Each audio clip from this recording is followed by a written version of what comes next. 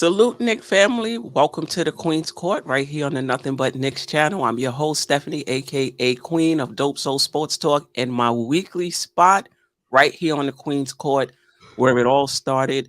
You know how we do. We're going to talk about last week's games. Actually, we haven't been here in 2 weeks, but we're still going to limit the show to last week's game. We're going to do a player spotlight, talk a little bit about RJ Barrett. We'll highlight some team stats, talk about the upcoming games. We only have two tonight against Minnesota, Friday against the Miami Heat. That should be a goodie. So let me let in the panel. All right, we got Tony Crow, Knicks and Bruises, Jeff Clafter, Dope Soul Sports Talk, Lady and the Chef, two Knicks chicks. How you guys doing? Peace, Queen. I'm Doing doing good. good. Oh, that's it. Everybody all right? Everybody got their plans for Thanksgiving? I Yeah, I'm not. I don't. yeah. I don't have it all figured out yet. I'm house hopping. All right. You're welcome, Tony. I'm gonna be upstate though. A little Listen. closer to you, but still far. Yeah. All right. How we feeling about the Knicks? We looking good. The record's looking good.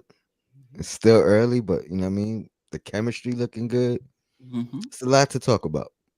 Definitely a lot to talk about. So let's get right into it.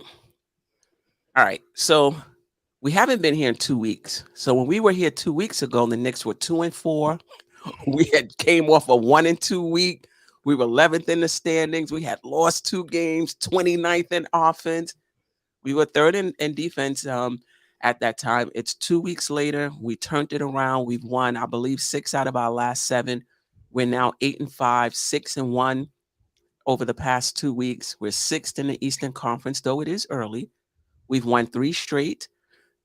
We're top 10 in offense, top 10 in defense, basically top five in defense, and top five in net rating. The difference between our offense and defense. So statistically, the Knicks are smoking right now.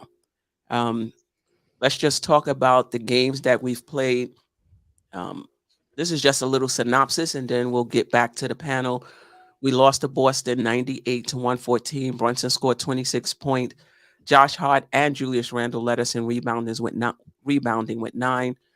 Didn't shoot that great, 41.8% overall, but we were smoking from three, 42.9% from three, 70.8% from the free throw line. Then we beat Atlanta by two. Randall had 29 points. Robinson had 15 rebounds. We shot well from the field and from the 3-point line. Basically 48% from the field, 47% from three, 91% from the free throw line. The Wizards, the Wizards in Charlotte, we basically never trailed in either of those games. So we beat Washington 120-99, Brunson with 32, Randall had eight. Again, 50% from the field, 42% from three, 70% from the free throw line. And then Charlotte, the game Saturday, 122-108, Brunson. Is that right? I'm not sure if he had 32 in both games. I We may have did. Hmm. We did. Yeah. did. Okay. 32-7 and 32-8, I think. Okay, all righty. So Brunson 32 against the Hornets, Robinson 14 rebounds, and we shot well from two and three, 49% from the field, 43.2. I believe the Knicks, I want to say this is the sixth straight game of shooting over 40% from three for the Knicks. And I think the team record, franchise record is 7 games straight. Shout out to Jonathan Macri. I get his newsletter. He keeps me up to date on all of these fun facts. And we shot 73.3% from the free throw line. So just talk a little bit, just what has stood out for you over this past week, team wise, coaching wise, offense wise, defense wise, player wise. You could touch on RJ Barrett a little bit, but save most of it for the next segment when we get into him in depth. Tony, you ain't been Um. here for a while. We're gonna leave with Tony, Jeff, Lady and the Chef, and then we'll come back the other way. Shout out to the chat, by the way. Yo, Blackest Time. Shout out to the chat. Yes, for sure. Um. That first chart you had up. I mean, that was amazing. It made. I Ooh. knew we were on a roll, but when I looked at your chart right there from the last time you was on, I'm Mhm. like, wow, we really rolling. So that's kind of what stands out for me. Four, 8, I think 9 quarters in a row we haven't been we've had the lead 9.5 quarters, something like that. So yeah, we clicking and we haven't even peaked. So let's see how good we can get. We're not even 100%. You know what I mean? I'm sure we'll get into that as well. So yeah, and then this opponent is coming up. I think this is gonna be a big test for us, It is. testing out our lack of length. You know what I mean? We've been getting through with the lack of size, but it's a couple of teams in this league that I think pose matchup problems, and this is actually one of them. So nice Right. test. Diva Locks, just give me a thumbs up whenever you're ready to come in. Um, Jeff? The Road Warriors, man. That's what I like to see. I think the mark of a good team is to be able to win on the road.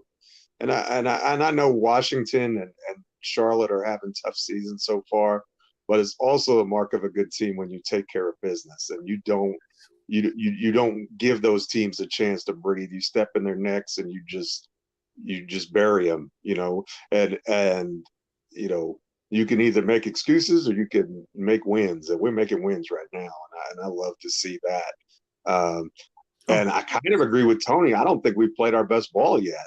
I mean, I don't know how sustainable the hot shooting is from three, right. but I think there's a lot of room for improvement in a lot of areas. I don't, and health wise, we haven't really been whole yet for most of the season, and some of the pieces parts haven't really played optimally. I'll put it that way, and I just think that I'm really impressed with the start, and I hope it continues because they're fun to watch right now. They're making shots. They're playing together. They guard you. You've been to a game when you come and play the Knickerbockers, and that's the way that it needs to be. Yeah. Yeah. Lady and the Chef, then we'll get to Diva Locks. What have you seen? What stood out for you over the past week or so? I've definitely seen the Knicks come together. The Knicks seem to have found their groove with each other. The first few games, guys didn't seem to, what I was looking for. I think I mentioned this to you before. I was looking for guys to leave off where the Knicks left off last season. So I didn't see that at the start of this season, but to see guys come together finally. And also the last few games, the Knicks winning without RJ Barrett, I think was something that a lot of us fans were looking for because when he was out, the Knicks were struggling to win without him in those games. So to see them be able to gel together, seeing Randall find his groove and get his mojo back, Right. seeing Josh Hart step up to the plate, um, and also one of the things I was looking forward to seeing was Tibbs switching up the lineup with Grimes being out. And one of the guys I wanted to see come in besides Josh Hart was DiVincenzo because I know his shot is a lot more consistent.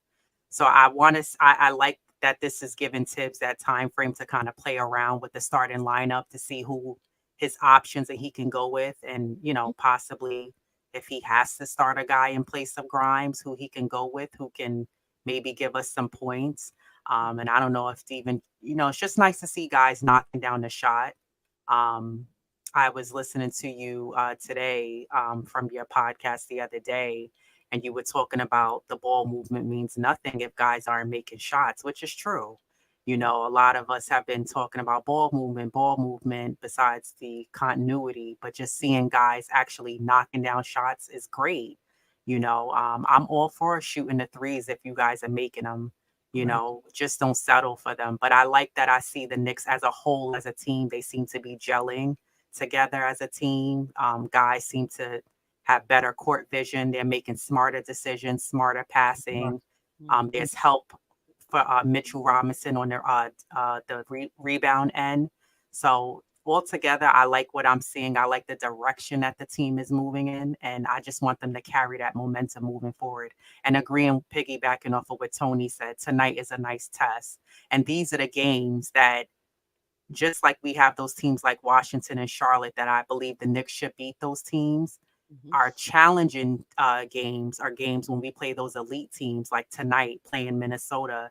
This is where I'm looking to see what are the Knicks going to do. So I'm excited to look forward to tonight's game. Yeah, I was surprised to see that Minnesota is actually first in the Western Conference. It's early in the season, but they're first in the Western Conference, Yeah. and I think they have the third ranked defense, if I'm not mistaken. Diva Locks, I think this is the first time on the Queen's Court, if I'm not mistaken. Welcome, welcome, welcome. How are you? All right. In your house, everybody. Welcome, chat. Salute. Yes, yes. Salute, salute.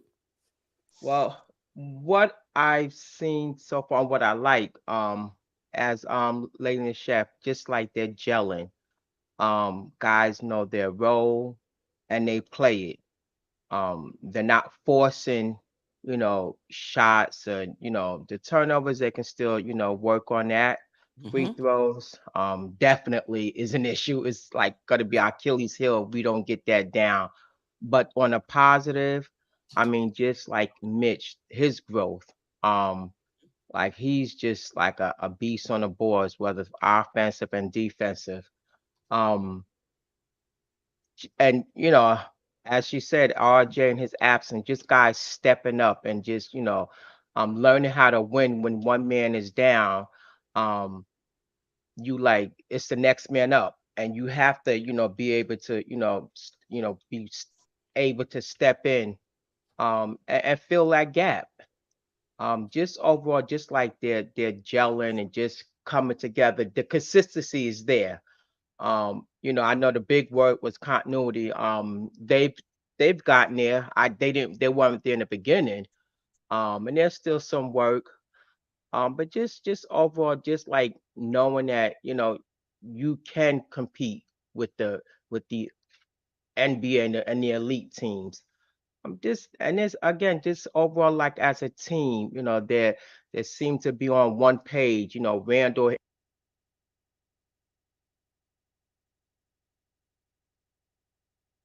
Your volume cut out. You muted.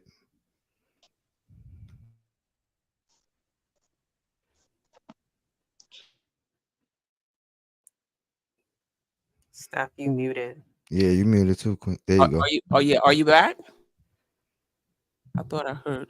Okay, so um she'll come back in. Let me um add Jay to the stage. Um, oh, she's back? Not yet. It says device is not connected. Um, hey Ajay, how are you? We were just talking about the I'm great. Knicks. Yeah, we've been off Yeah, I the was Queen's listening Court. in. Okay, for about 2 weeks. We were two and Yeah. four the last time we had the show 2 weeks ago. We're now 8-5, 6-1 over the past 7 games. What stood out for you? Who stood out for you over the past week or two?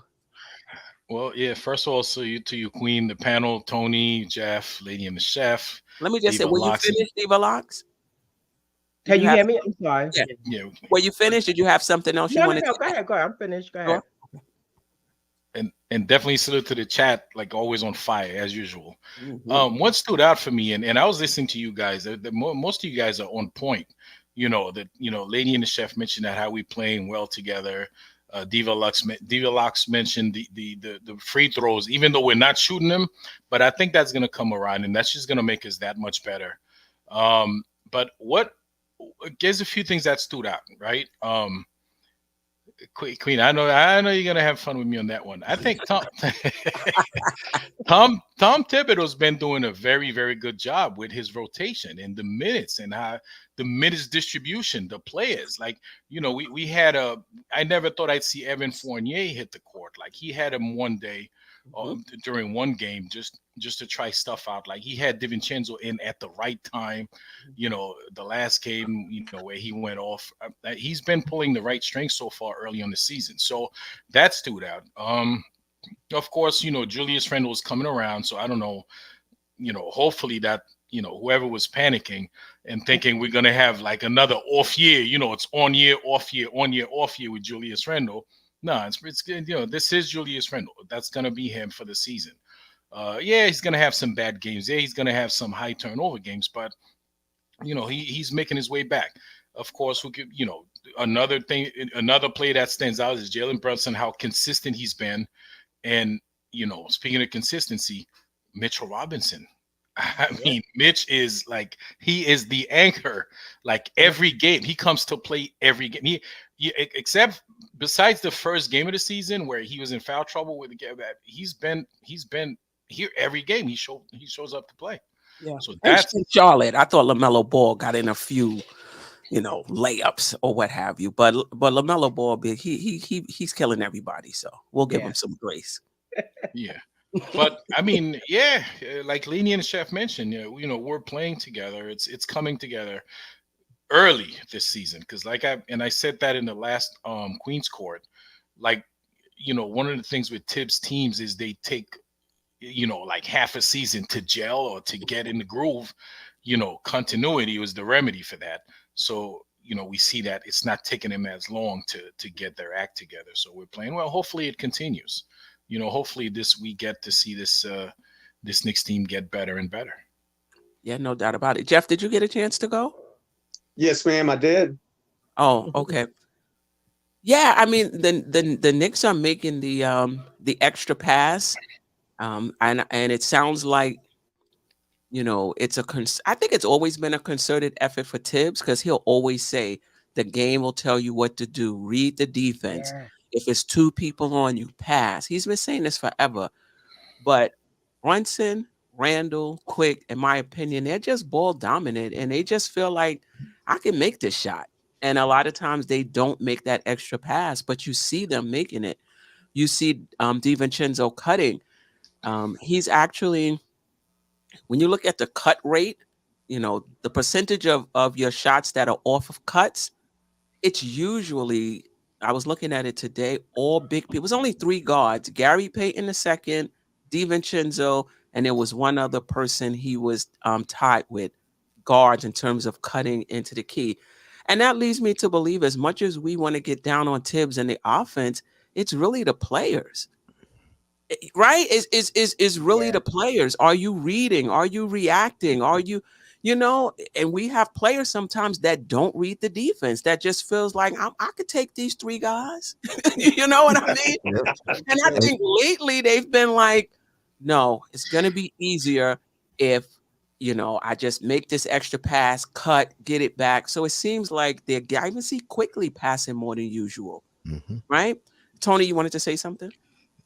Yeah, shout out to Josh. I think he was in the chat earlier if he's still here, but we had a debate a while ago when I was calling for cutting up and he was blaming Thibodeau saying, "Oh, that's not in his offense. You want people to go rogue." And this is the prime example of it's really about reading and reacting. If you cutting because that's the right thing to do because that's where the open space is, you know what I mean? The players have to do that. That's not something I mean, it can be a play, but more than likely when in the flow of a game, that's something the player has to react and then make the open space, find the open space and get to it. So that's all I was saying. So I agree 100%. Yeah, exactly. And I think our offense looks more dynamic, like we running a new offense. It's the same, it's the same offense. We just have players that are willing now to make the extra pass. That being said, and I think I said this on your show yesterday, don't get too used to it. I think these guys quickly, Brunson and Randall, it's easy for them to fall into old habits. So there's going to Yeah. be games, right, where they're willing to make the extra pass and it's looking really Yeah. good. And there's going to be other games where it's going to look the same. I just think But that's what it it may is. be something where they actually are buying in now. You know what I mean? Because we would hear that stuff from Tibbs, but if you notice, we're hearing it more and more from the players now. Even the like one day at a time. You know what I mean? One game at a time, trying to get better every day. Like now you hear it from the players. You know what I mean? And maybe it's because they heard it every single day for 3 years, whatever. But you know what I mean? Or maybe they're just starting to believe, like, hey, this works. You know what I mean? Yeah, I agree. And anybody can feel free to hop into the conversation. To your point, Tony, I listened to Randall's interview after the game, and he was basically sounding like Thibodeau. He was like, well, we're moving the ball, we're making the extra pass, we're making things easier for ourselves. And I'm like, wow, he sounds like Tip. So that message took the longest, took 4 years to to sink in. Talk to me a little bit about Brunson and Randall. They struggled a little bit early.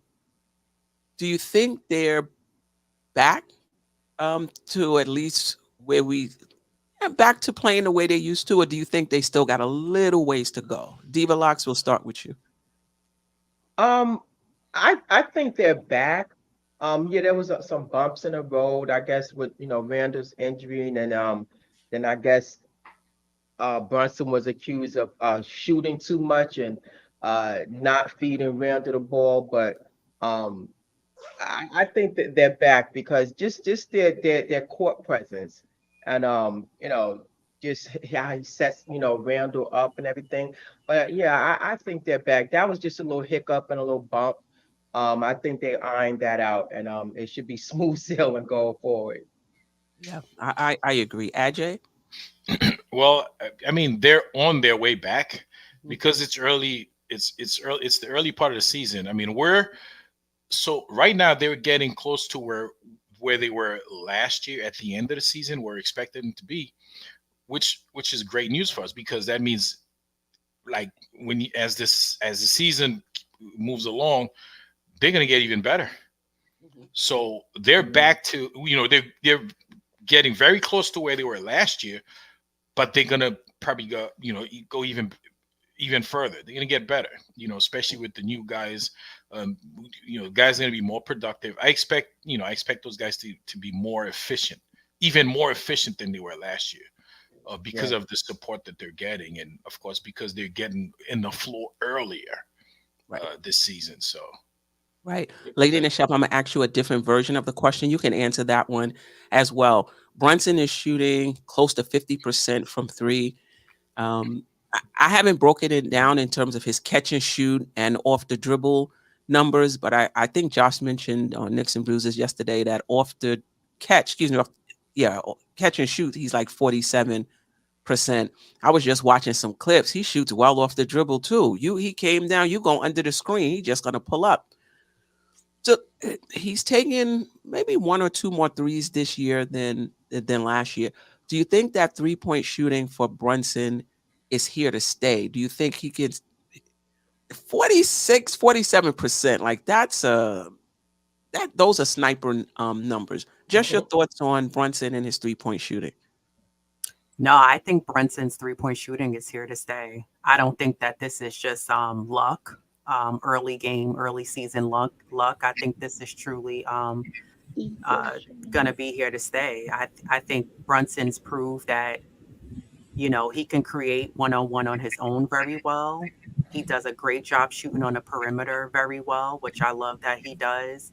And again, I know a lot of people a lot of times will accuse Brunson of saying he's shooting too much, he's not passing the ball enough. But it goes back to what you were just saying, Queen. I think when players are hot and you have the hot hand, whether that's him, Randall, RJ, I feel like you should continue to keep shooting the ball. If you're knocking them down, keep making them, ride with that confidence. And as a team, we're riding with you and believing in you and have that confidence along with you. But I just think that, he does a great job down low on the presence. I think I heard you, Tony, speaking about how he sacrifices his body, taking the charge. And you don't see too many players doing that nowadays. I think he's like one of the very few guys on the Knicks team, minus maybe quickly. I've seen Grimes do it once here and there. Go after taking the charge. But I think his shooting is there. He can give us the mid range. He could give us the threes. He can do stop and pop. He can give you the hezzy. So he has a lot of combos under his belt, which is nice because as a player, great players have a lot of repertoire under their game. And Jalen Brunson has just that. And he can give you a little bit of everything of what you need to give you those points on the board. And I think a little bit He's still stinging a little bit from that Miami game when he made that, floppy play at the end when he should have either passed to Josh Hart or, tried to go for the shot. So I think he's still trying to redeem himself from that. And I think this is going to be here to continue throughout the rest of the season. Yeah. Well, let's let DJ Shuttle welcome DJ Shuttle 108 Soul or Soul 108 108 Soul, right? 108 Soul DJ Shuttle Fridays 8 to 10. If you went to that old school hip hop and R&B, you like it smooth, that's where you need to be on Fridays 8 to 10. You might get some reggae, you might get some Afrobeat, you might get some house music. Yeah. You never know what you're gonna get. You gotta just tap in 8 to 10. Yeah. How you doing and what's your thoughts on the Knicks? What stood out for you? And what's the slogan? What stood out to me is there's a couple of things. One is I like this idea of beating teams that you're supposed to beat in the fashion you're supposed to beat them. Right. You know what I mean? Like you can't just beat them. You got to really beat them. You know what I'm saying? Like, out of here. Injuries, Grimes is out, RJ's out, no problem. You still got to get this SmackDown. So to me, that, like, when I look at the difference between past years or even just last year to this year, to me, that's a significant, point to look at. So I'm ecstatic about that. And while the team, I feel like overall, we might feel like they didn't play up to par. I mean, 2 games against Boston, a game against Milwaukee. Like the first 10 games was a very, very tough stretch. Yeah. And you got to respect every team that comes out there to play. And you took Boston to the wire twice. You took Milwaukee to the wire. You know what I mean? And when the team was at full strength with RJ in there, I mean, I don't really feel like there was a loss that was like really bad. You know what I mean? The team's been like in pretty much every game. You know what I mean? Like, so, that for me is really significant. So, but, RJ's proven to be the X factor I was saying that he would be or could be, should be. And I mean, like, listen, the kid is delivering. And when you deliver, we got to give you your kudos here. So, I said it again and again. I needed RJ to have a fast start. He's absolutely met and exceeded what I was hoping to get from him up to this point. And yeah, man, I'm excited. And as far as that last thing about Brunson, though, I mean, listen, Brunson shot 50% from the field, and he's a guard. I mean, a guy that shoots as frequently as he does and shoots 50% is very, very, very, very rare. So I'm going to need him to continue to shoot as much as he feels like he's open to shoot. You know what I'm saying? And the guys that shoot 42, 41, and 43%, y'all going to get y'all shots eventually. Maybe if I keep shooting them up, y'all have more opportunities. Spoken like a true New York City point guard. I was a point guard, but I wasn't that kind of point guard. I was dishing. So, but that's another story.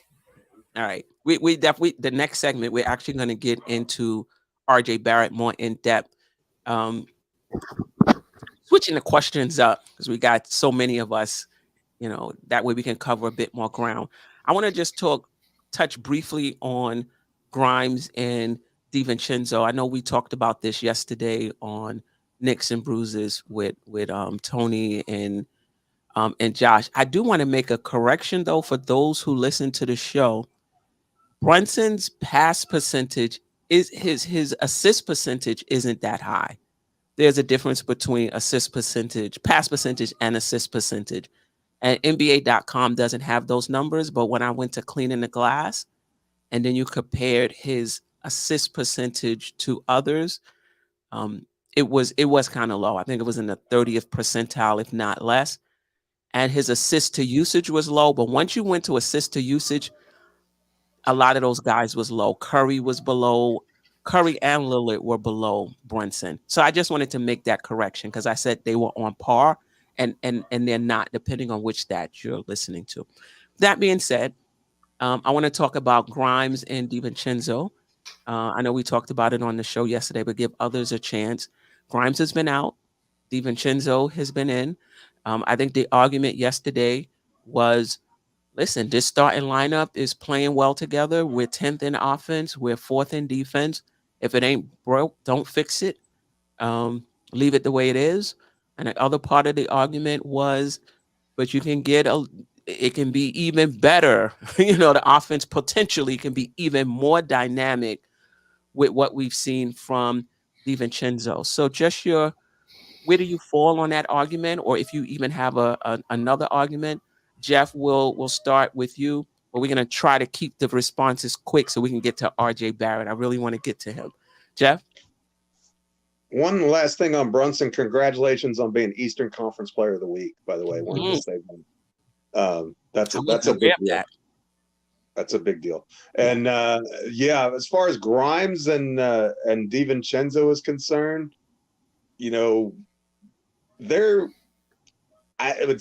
think it's 6 of one, half a dozen of the other. I think they both do good things. I still think Grimes is our best point of attack defender.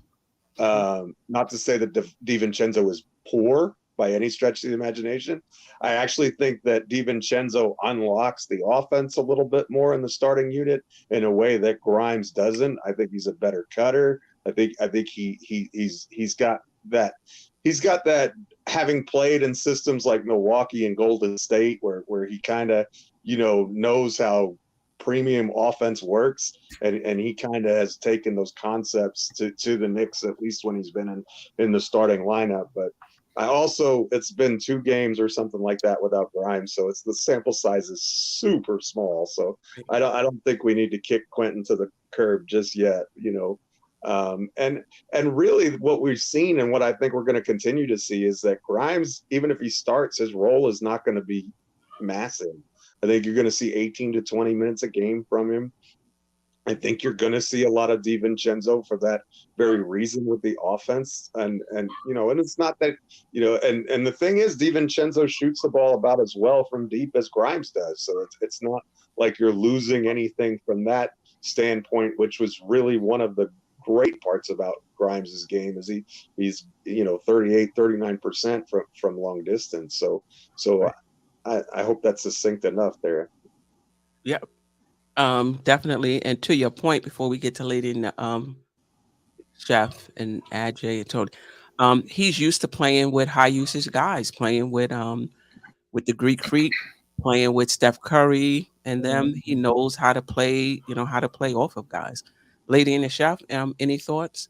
Diva just put in that Grimes is back tonight. Yeah, I saw that. I was like, oh, okay. But I agree with exactly what Jeff was saying. I do think though that the big ragu DiVincenzo, he can give us more points per game versus Grimes. And I remember, Queen, you had asked one day, you said, is it that Grimes isn't getting enough touches, or is it that guys are just not passing him the ball? But I think sometimes it's part of it, to me, is that guys will look at Grimes and be like, I don't know if he's going to make it. So they decide to take it on their own and make that shot. Versus DiVincenzo, I think guys know he can knock down that shot, and they're going to bet on him and pass him that ball a bit more than they would Grimes. So I like, I think Jeff said it perfectly. I think DiVincenzo's shooting is premium gas and Grimes is regular. He's 87. So I'm not ready to throw Grimes away, but I like what I'm seeing from DiVincenzo. And I think he does bring a bit more, of a explosion on the offensive side, that he's an addition that he brings to the team. So, yeah. Okay. Tone? I'm not against the switch, but I have concerns with putting DiVincenzo in the starting lineup, and it has nothing to do with DiVincenzo. It has everything to do with Grimes. DiVincenzo is another spark plug off the bench along with Quickly, right? So I don't want to hurt the bench production in that sense, and I'm not sure that Grimes going to the second unit, he's going to be any more aggressive, any more assertive to up his numbers or up his play, not to mention the the fact of confidence. You don't want to take anything away from him. That Yeah. would definitely be a reason why he doesn't produce more off the bench if his confidence is shattered by the move. And it's been a small sample size. So like me and Sin was talking about last night, if it was like a 3-week stretch and DiVincenzo's been starting and we've been winning, that would be one thing. You have reason to say, all right, don't want to mess up the current chemistry. You have reason if he missed that amount of time to be like, ease your way back. You know what I mean? So there's a bunch of, but like tonight, now that he's available, I would not. I think it's too risky of a move where we know what we have, and you could easily sub him if he's not 100. You know what I mean? Sub him quick if he's not producing. Yeah, that's fair. I do want to say this about the confidence narrative. Get it together. Like I feel like this is the NBA. There's 400 spots or whatever it is. If you're fortunate enough to get a coach that's pumping you up, to be on with players that's pumping you up, to keep your confidence up, that's great. But don't come in here expecting that, because this is like the coaches, they're trying to win. You know who they're trying to inject confidence in? Their star players. That's why a star player can go 2 for 29. He's still coming back in the game because the coach wants to make sure that he knows I'm behind you no matter what. You know what I mean? So if you get a coach that's coaxing the younger players and trying to boost up their confidence, to me, I think that's an added bonus. I'm not sure that coaches on this level is taking that time to make sure the last play on the bench confidence is up. I think you got to get your own team, your own friends and family to help you with that, because it's just cutthroat. Yes, Yeah, no. and there's an argument that if that's gonna hurt your confidence, then you shouldn't be starting as well. But you know what I mean. I hear you, dog. That I'm bench just production saying. as well. You know what I mean. Like, Yeah. That's one of our strengths. I just don't want to hurt that. Yeah. No doubt about it. You know who's very confident? McBride. He can sit on the bench for an entire season. He comes in, he ready to go, playing that same defense, taking the same shot. Don't let a shot present itself. He gonna take it. Okay? Like he be shooting 28%. he pulling like he's shooting 50. Anyway, Ajay, any thoughts on the DiVincenzo Grimes?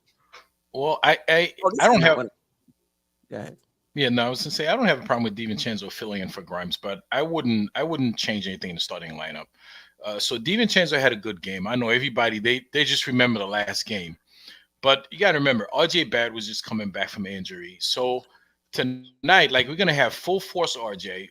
Between RJ, Randall, and Jalen Brunson, there's not a lot of shot left for DiVincenzo. So I wouldn't want to waste his shooting power in the starting lineup. I mean, you have that guy coming off the bench shooting like that, which is it's just gonna be very hard to beat. Like, think of him playing other teams' second unit. I mean, he's just gonna go off every night. So I would leave him right there. Him and IQ, I would let them run the second unit. Of course, if there's an injury, yes, I would put him in because he can fill in no problem. But I wouldn't want to miss that. And plus, I think Grimes' defense is a little bit better because he's better. Like, he has a bigger body than DiVincenzo. You could switch a lot more with him and be a little more confident when you're switching. So, and you want that defense to start the game. You know what I'm saying? So that better defense, again, not that the DiVincenzo is not a good defender. He's a very good defender, but Right. Grimes is just a little bit better. So I would leave it the way it is. Okay. Yeah.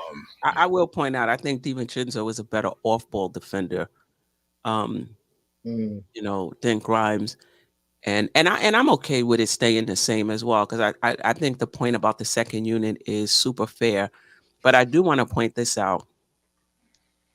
DiVincenzo, and we didn't talk about this yesterday. I've seen DiVincenzo run pick and rolls with Randall. You're not getting that with Grimes.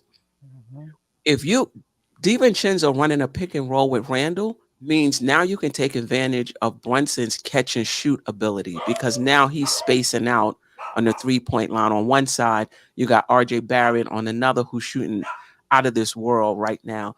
And so now in that starting lineup, you can take advantage of Brunson in the corner because you can run pick and rolls with DiVincenzo and Randall. So it gives our starting unit a little more offensive versatility, but I get it. Do we need that much versatility at the expense of our second unit? So I get it. Tone? Now I think, not to be negative at all, but I Mhm. think it does pose the question of, does Dante make Grimes a little bit expendable in the sense of getting somebody else? If DiVincenzo's getting bumped up, getting somebody else who may rock with the second unit or whatever the case, you know what I mean? In a trade, you talking? In a trade, yeah. Oh, okay. Yeah. Yeah. Yeah. I think so. I Yeah, I think was about to Grimes. say I heard Lady and the Chef talking about this on one of her shows. I was talking about this before. I'm gonna call you out, Lady and Chef. I was talking about this before the show.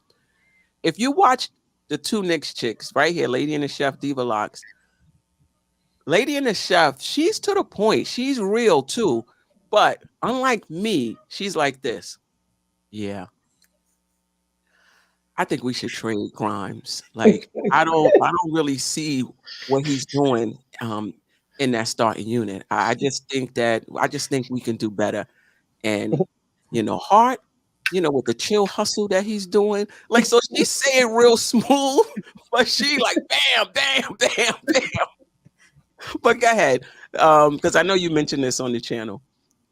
No, I think I know you mentioned this too, Queen, one time on one of your episodes. You were saying how, to you there's several guys on the team, they can go if we can find the right players to replace them. There's a lot of guys on the team that are replaceable on the Knicks. Right. And I like Grimes, but I just think that there's a lack of consistency on his end. And I think sometimes giving us 2 threes or 3 threes a night is just not going to cut it. And to me, there's plenty of other players in the league that could play just as great of defense, on a team for us. But I think that yes, and I've spoke about this on a few of our episodes. I said one of the keys that I want to watch is the minutes between Grimes and DiVincenzo, because I think DiVincenzo is eventually going to creep up into that spot. And I hear you, Tony, what you're saying with the second unit, how you do need that shooting and that offensive presence, on that second unit. I agree 100%. But I think that's something that we all need to watch out for this season, those minutes between Grimes and DiVincenzo, because Grimes, I think he's just not ready yet. As you say, Queen, he's not there yet. So, for me, I think that's a great question, Tony. I think that, but to me, Grimes, he can go. If we can find somebody to replace him who can give us better production, I would say get rid of him and bring someone else in.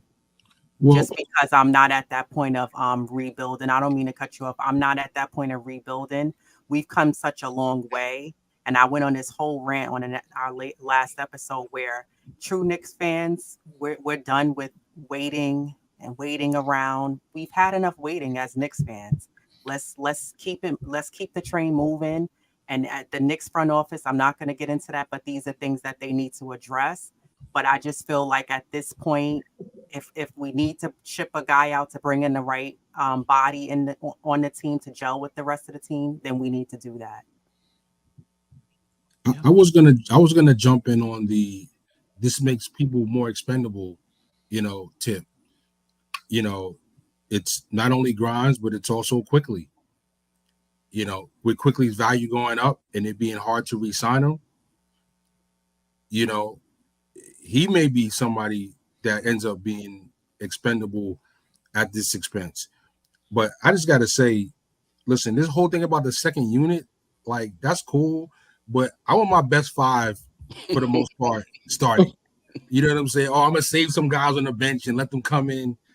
Like, that's cool, but Hold on. No, Tony. Hold on. You hold on, Tony. All right, I'm right behind you.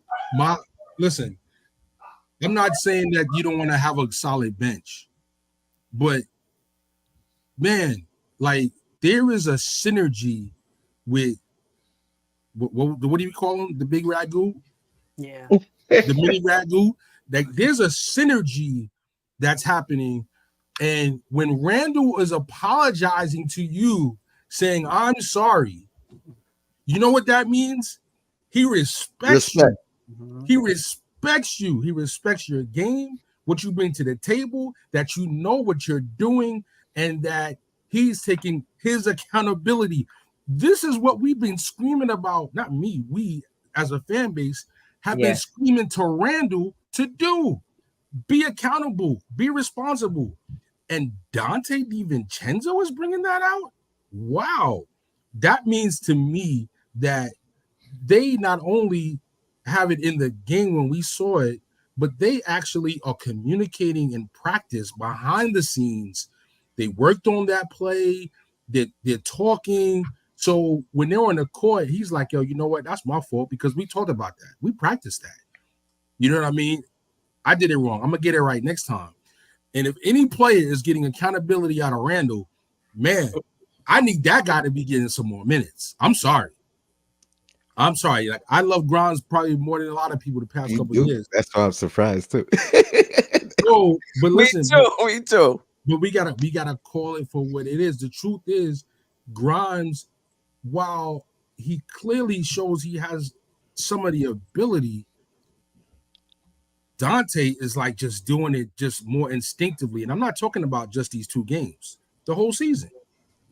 He just looks like he's like, you know, they say to be a master, you got to have a certain number of hours of reps. It looks like he has his 10,000 hours of reps.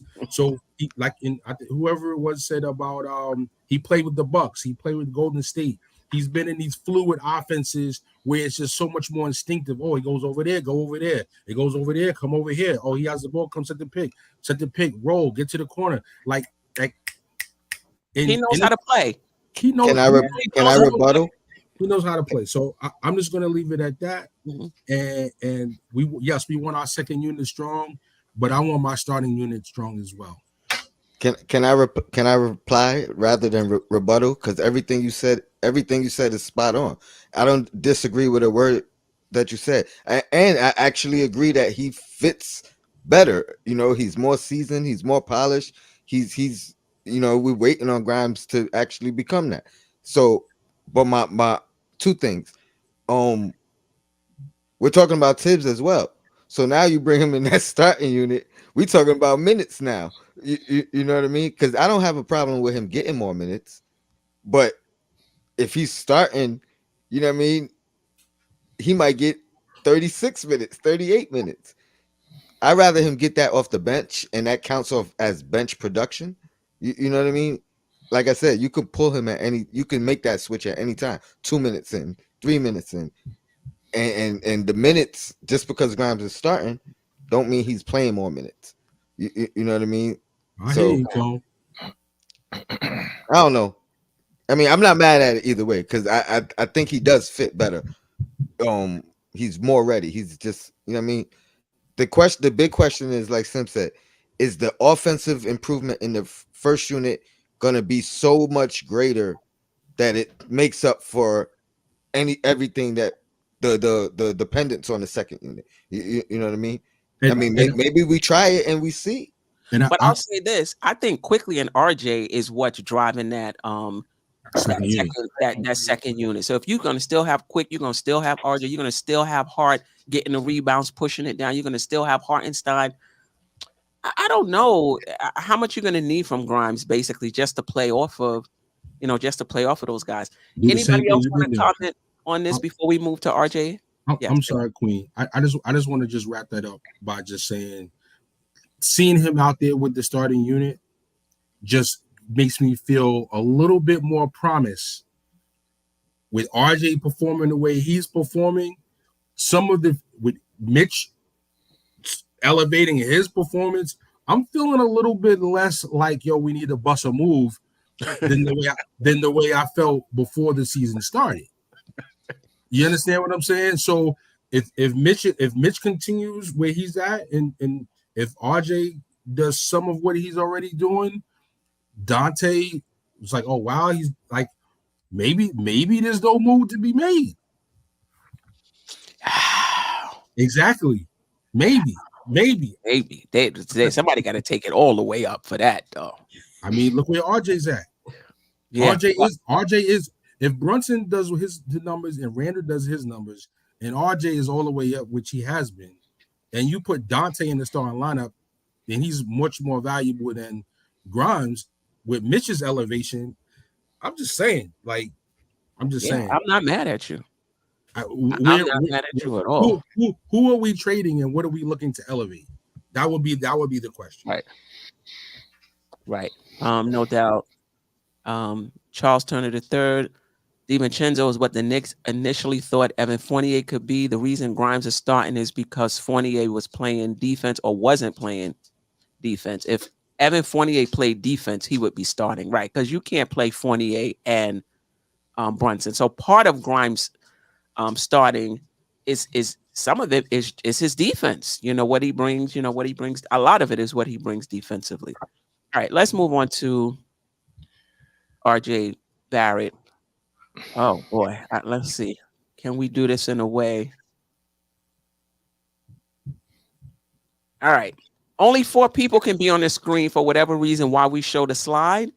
So everybody, but I'm just going to show it real quick, and then we'll bring everybody back on. So me and Diva Lux will be in the background sipping tea. We'll be all right. There you go. Yeah, and DJ Shuttle, but I'm just showing this. Oh, and Shuttle, yes. Yeah. I thought Shuttle was I'll bring everybody back on. So, to the right is just last year's numbers, but this year in 8 games, he's playing 30.5 minutes, so his minutes are down from last year. 21.6 points, 3.4 rebounds, 3.1 assists, shooting 46.9% from the field, 46.7% from 3, which is just otherworldly right now. 84.2% from the free throw line.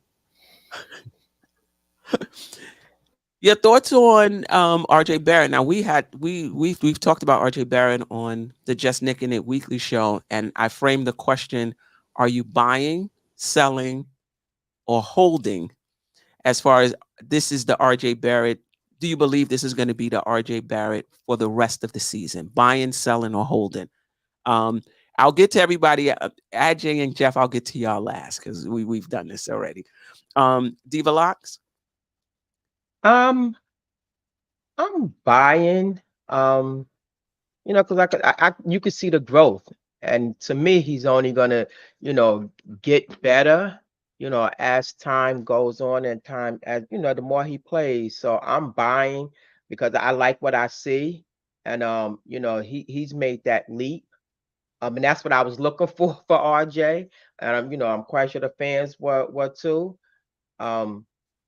Just overall, just like his progression, with his free throws, his 3-point percentage, the turnovers. So he can only just get better from here.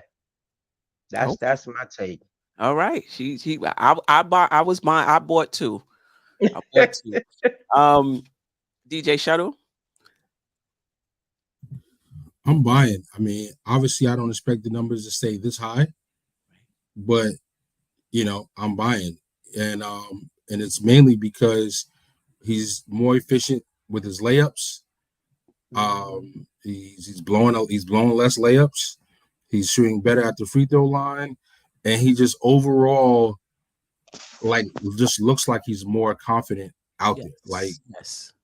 Whether it's FIBA, whether it's year 4, whatever you want to call it, whatever it is, he looks more confident, and and he's playing like he's a vet out there now, and these guys out there is his sons. That makes a difference. All right, Tony, and then we'll get to Lady in the Chef. This is a new day. Shuttle is buying on RJ and stepped out. I'm not saying he left, but stepped out on the Grimes side. Right. He was away for 1 week. Cleared his head. Man, I'm buying as well. Hey, 21 points per game, but this is off the bad game too, because at one point he was at 24, 24 and a half. So I Same think shots per game, 16 shots per game, And and less minutes. and less minutes. and Imagine that. I feel like everything is not sustainable, but the numbers are up across the board. So you know what I mean? Like keep 2 out of 3. You know what I mean? Keep 2 out of 3 of those percentages close to that number, especially the free throw. You know what I mean? If you could stay around 80 at the free throw, you know what I mean? Like it could drop a little, 40 at the three, 38 from the three, I'll take. You know what I mean? And I'll keep take that 35. take and keep that mid range where it is, or even increase it.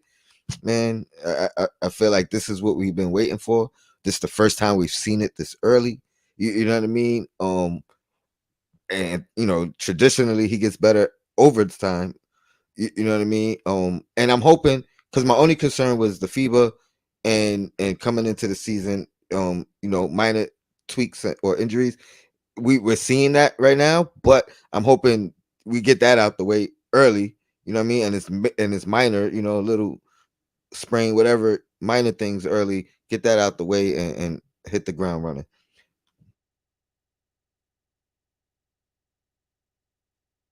No doubt about it. Lady and the Chef, buying, selling, holding. I don't remember if I was holding or buying the last time you asked this question because I Mhm. was on that show, but I'm Oh, okay. definitely buying. Okay. I think RJ didn't allow the fans to have to wait till midway in the season for him to kick into gear. So he started from the rip. I think I agree with everyone else. FIBA definitely helped his game, probably on the side with him working on his game, the combination of the two. So I'm gonna be short and brief because I think a lot of people have already answered this, but I'm buying into what RJ's doing. I see the growth to his game, and I just think Rohan is like put some respect on his name, so I'm buying. Okay. All right. Jeff, and then Ajay. I'm still holding. I'm good with where I'm at. I love the way that RJ has stepped up so far. But I want to see it for a full season. I want to see it again in the playoffs. I just want to see it continue. I love that he's playing 3 less minutes and he's scoring the same amount of points. I am curious to see where that shooting percentage ends up falling and how much that affects his overall numbers as we move forward. You know Look, I nobody wants him to be better, at this level more than I do. I think this is great. And if this is the new RJ, I am here for it because it raises the ceiling of our team That's significantly. But you know, he's played in what, 10 games, 8 games, something like that. So he's had good stretches before. I mean, before Luca sliced off his finger last year, he was coming off a stretch where it's pretty similar, where he was really, really playing good ball, and then he came back, and we didn't really see that for a long time. So, you know, same thing with Mitchell Robinson, though. I want to see consistency. He's been great so far, but it's not a 13 game season. It's an 82 plus game season, and as you like to say, we need to see it in the playoffs again. And he was good in the playoffs, but Do you if he could think be this good in the playoffs, right? And do you think, and Ajay, you can answer this though. With RJ Barrett, do you think it's just the points and just the efficiency, or do you think it's his entire game that's changed? Let me put this slide up real quick, and then shout out to Drugs Only. I appreciate you stopping by. Nice guy. Let me see. Maybe can I put it up in a way where it's just? I don't think we have that option to put up just the slide. But I want to show this slide. It's kind of hard to see. This is the shooting accuracy chart from Cleaning the Glass. A subscription is required. This is what you need to know. Blue blue means not that great, and the more intense the blue is, the worse you are. And yellow means pretty good, and the deeper it is, the better you are. So when you look at, and this is accuracy, when you look at RJ Barrett over his career from the rim, short mid range, long mid range, is all blue, which is he's not very good there. When he's had his best seasons, it was from three. If you could see 2021, that was the lockout season. That was the is that what we was calling it? No, not the lockout season. What was it called? The bubble. The bubble. The There- bubble season. Yeah. He shot 79%, excuse me, he shot 40% from three. He was in the 79th percentile. It's looking, as far as the shooting is concerned, most of his gains has been at the along the 3-point line. The corner three, the non-corner three, all threes is basically where most of his improvement has come. Hopefully everybody can see that. So my question to the chat is, if the 3-point shooting comes down, I don't know, 35. It wasn't that significant though, but the other numbers are up. Which numbers is that? For example, his all mid, it's not up, but it's at 36, which is the second highest. Last year it was at 38. Right. Yeah. Last year was at 38. But this year, that 36% is landing him in the 24th percentile, which means 60, 30, that's what, 66% of the players at his position is shooting better in the 76. You said 24? Yeah, that's 76. 76% of players at his position is shooting better in the all mid-range. Yeah. But I guess the question I have is, if the 3-point shooting goes down, he was 30% last year. Let's say it goes to 35, 36. Do you think RJ Barrett, the improvement in RJ Barrett this year is only the 3-point shooting? And if that was to go back down, then he won't be that player that we think he's going to be? Well, he's 59% at the rim, which is the highest he's had, and based on what you just showed on the chart. So I think that's, to me, it's RJ is high finishing. We need a high ratio finishing at the rim, and we need you 80 plus from the foul line. That's the one right there. And as long as, because he's too big, he's too big out there, and he's gonna get hit. He's gonna get to the hoop, and they're gonna foul him. So just hit 82, 84 like you're doing. Just hit that 80 plus from the foul line, and get to the rim and get some and ones, or get the fouls, or get the shots at the rim. If he does those two things, he can afford the 3-point percentage to go down some, and the numbers still level off, I think. And the defense has been The night defense. and We day haven't difference, talked about too. that. Correct. Yeah. I don't think that the finishing at the rim it's 59%, but it's still in blue. So compared to others at his position, it's still not good. I was surprised at that, because to me, watching the games, it just seems like he's finishing at the rim at a much, much higher rate than Well, for what might have been RJ's slander, that goes to my point of being so unsatisfied with RJ prior to this year, is that you're shooting at the rim at such a low percentage compared to the rest of the league, not to mention just how bad you look. So right. He looking better. I don't think it's that much improved, but he's looking better at doing it. But the other part that's important is how many fouls is he drawing? Yes. I know he started off the season drawing a lot of fouls, leading the team in fouls drawn.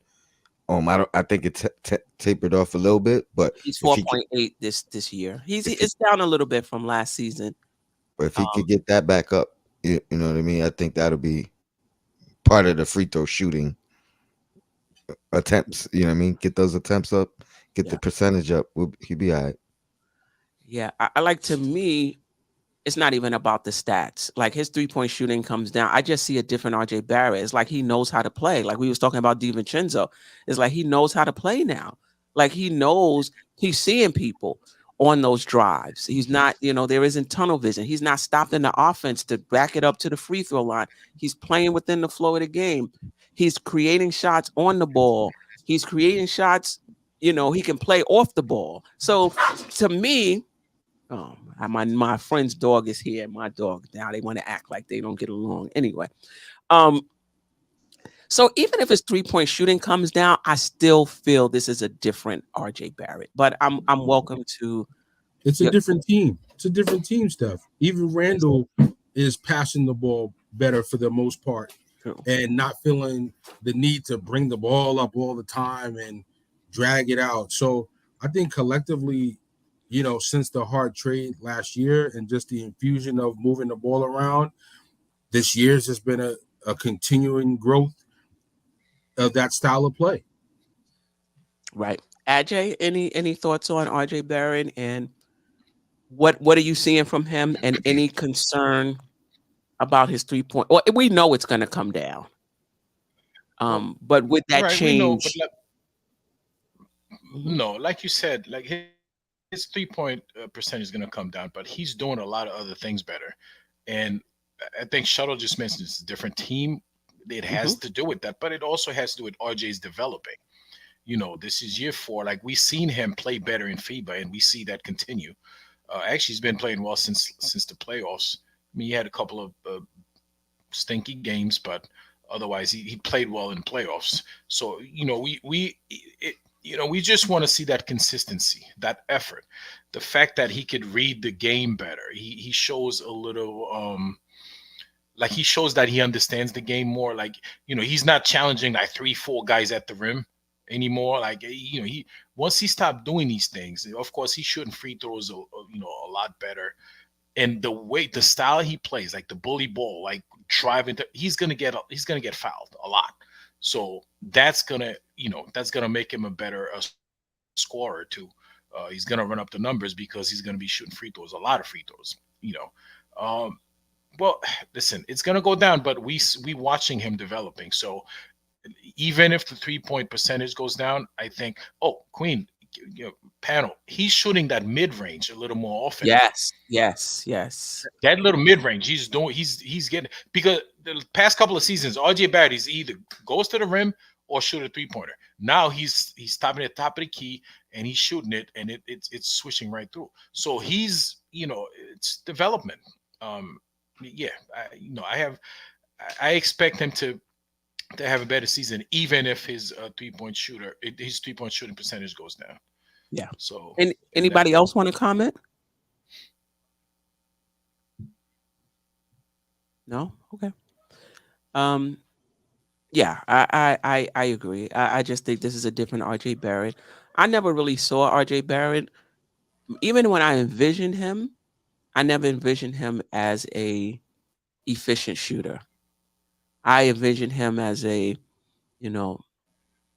17 to 20 point player, 5 rebounds, plays, able to defend his position, play make some when he has the ball. That utility type guy that can give you a little bit of everything. Somebody who just knows how to play and just gives you a little bit of everything. So even if his efficiency comes down, I think he can be a really, really solid player. I'm still not in that star. As far as the Knicks are concerned, period. I'm just not there as far as this team is concerned.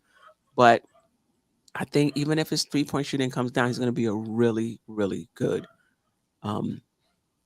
NBA player. And last year I wasn't fooled by the numbers. I didn't care that he 20 points. And I'm like, are you watching the games, yo?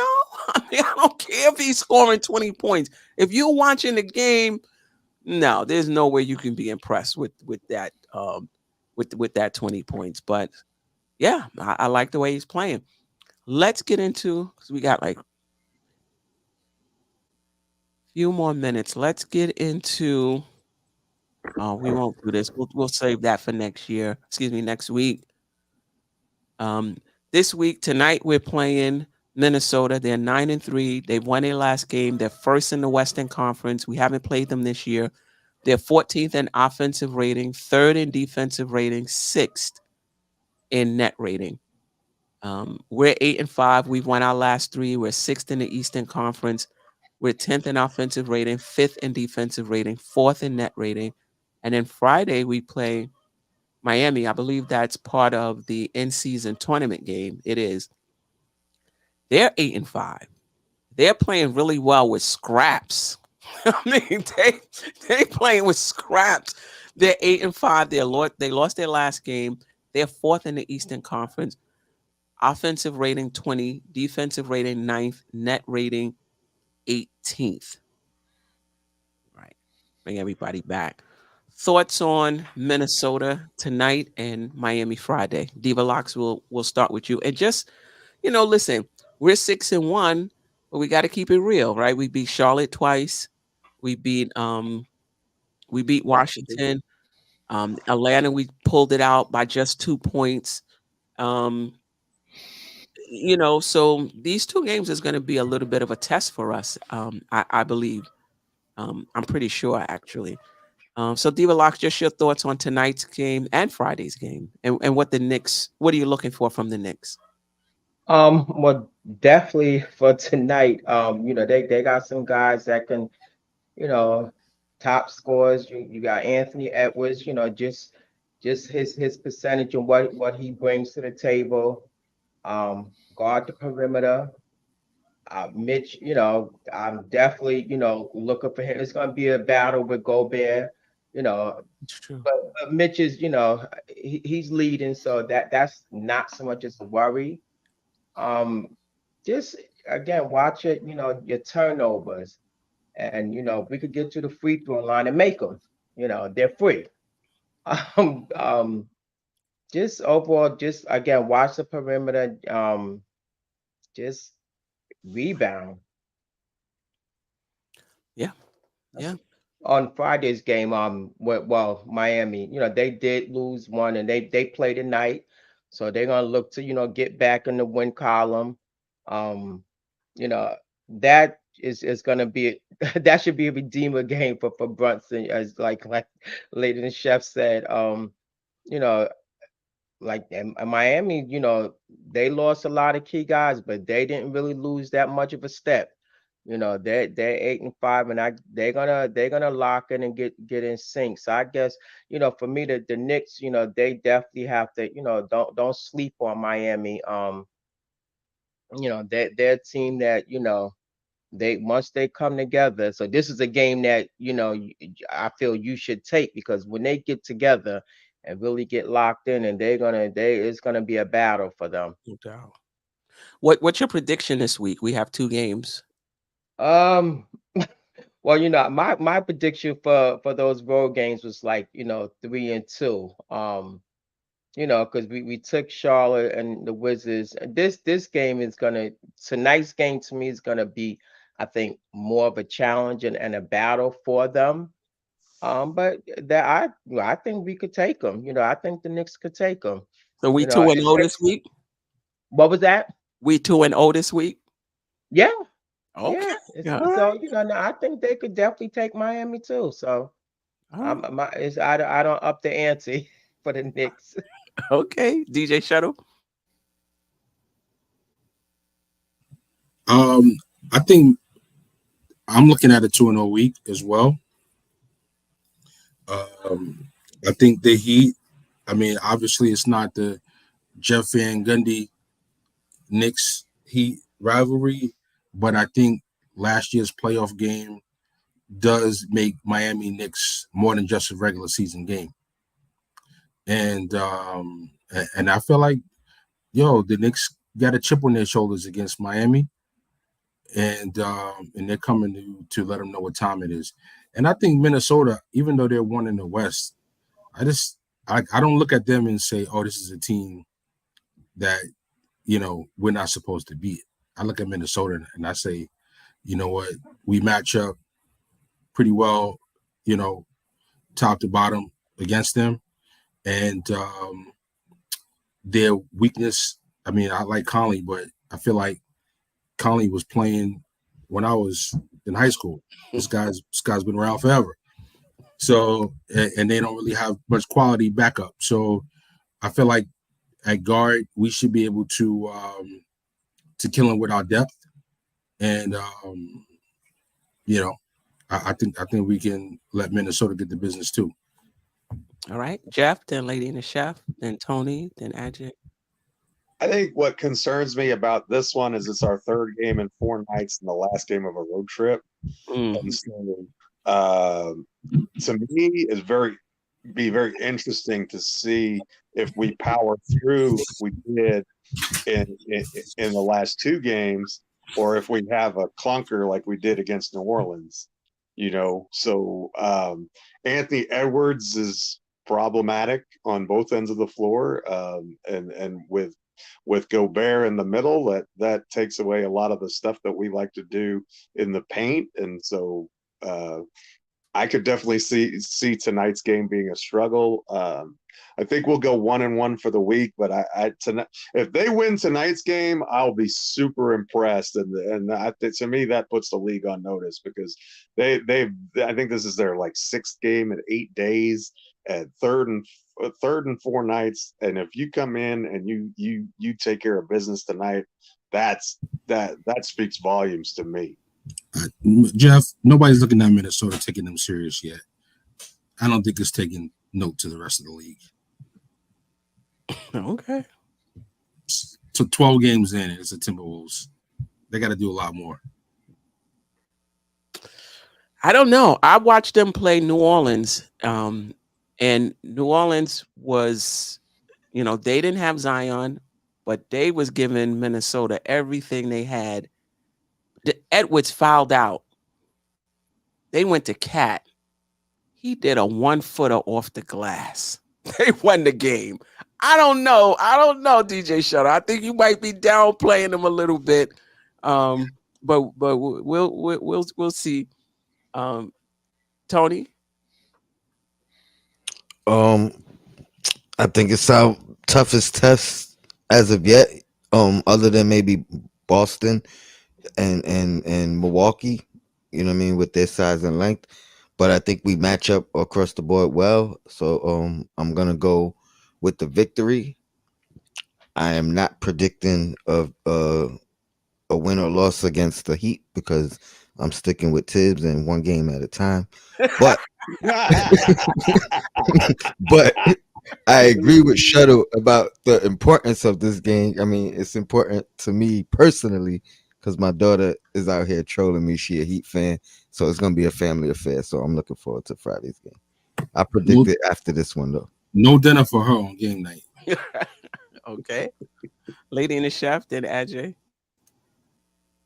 Yeah, I got the Knicks going. I want to say 1-2, but I'm gonna be optimistic. We only got 2 games, right? Did I miss something? We play Sunday, I think. Oh, we play Sunday. Yeah. So Oh, I forgot that game. Who do we play Sunday? we played who was that? I forgot. I forgot to include that in the Phoenix. No, I thought you had it up. I thought you had I it didn't up. have Phoenix. No, she didn't have it. Mm-mm. It was a slide, but she didn't pop. She went past it. Yeah, I think that tonight's game is definitely going to be a huge test for the Knicks. This is one of those games that I want to see the Knicks be able to pull out a W. I need the Knicks to be able to prove that they can beat these elite teams that we play. You have to be able to beat the teams that you are supposed to beat. But when we go against your Bostons, when you go against teams like Philadelphia, Utah and other teams like that in Denver, I want to see the Knicks be able to pull out these wins. The Knicks have to learn how to not trade baskets. And in that fourth quarter, you got to try to get at least a 10, 12-point lead and be able to maintain that lead. Because the problem is we get down to those last few minutes and you got guys on the Knicks team, Jalen trying to do everything in his power to keep us to win the game. Randall's trying to go for last-second shots and win the shots. You got to be able to maintain the lead at the end of the day. And defense, that's where it comes into play. So I think tonight is going to be a huge test. You got to guard everyone, not just Anthony Edwards. You got to guard, Rudy. You got to guard Towns. you got to watch out for all those guys on Minnesota. And I think Friday's game is another in-season tournament game that the Knicks do need to go after winning to stay competitive in the in-season tournament. And why not go after Miami, who beat you the last time we saw them last season in the playoffs? So I definitely want to see the Knicks pull out both of these W's this week. And then the Suns, we'll see when we get there, when we get closer to that game. But tonight, I want to see the Knicks take on this challenge and really try to pull out this win. Yeah, Ajay. Listen, by default, I think the Knicks are going to win every game they play. I know that's not the case, but listen, it's going to be tough. You know, Minnesota's going to bring it. They're going to bring it on, but I think we'll be up for the challenge. You know, Rudy Gobert, he's been wreaking havoc all season on the rest of the league. Money Mitch is he's gonna be up for the challenge, and I don't expect him to be severely outplayed. So if we could level that, I think we'll be fine.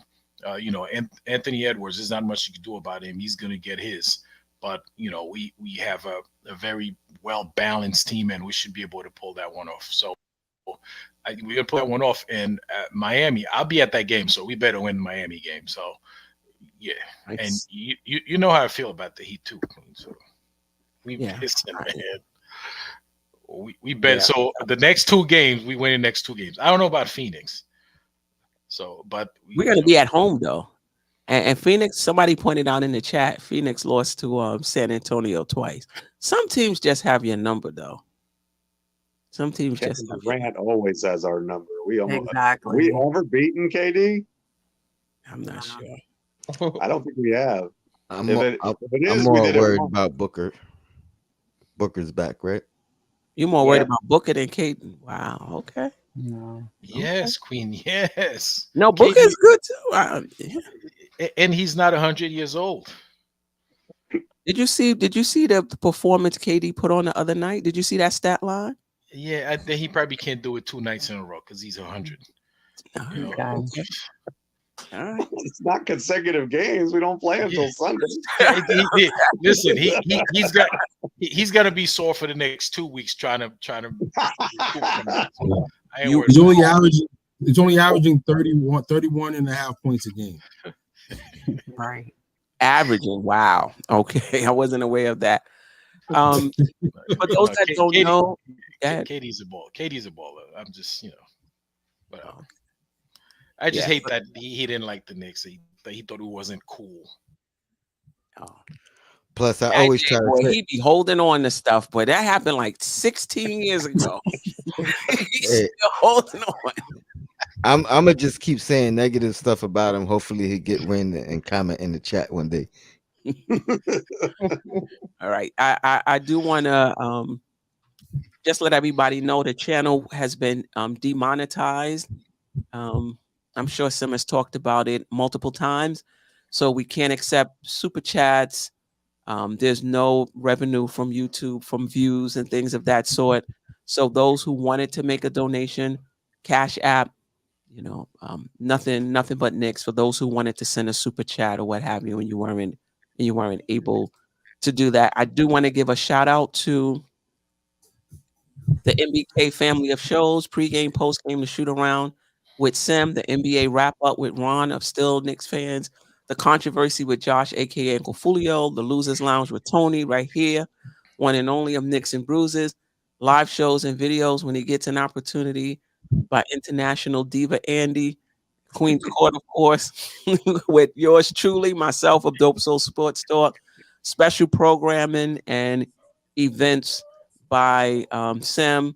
And then I want to give some love to the panelists today, Diva Locks and her daughter, Lady and the Chef. They have their own channel, Two Knicks Chicks. So it's not in the description. Just go to YouTube, search for Two Knicks Chicks, and subscribe to the channel. Yes, subscribe. Let's get them to 100 tonight. It's 100 people in the chat, so let's get them to 100. Let's get them to 100 tonight. Definitely. Until next time, family. We don't even have time for last words. It's 7:59. I gotta go and I don't know, get some wings or something, whatever I'm gonna do.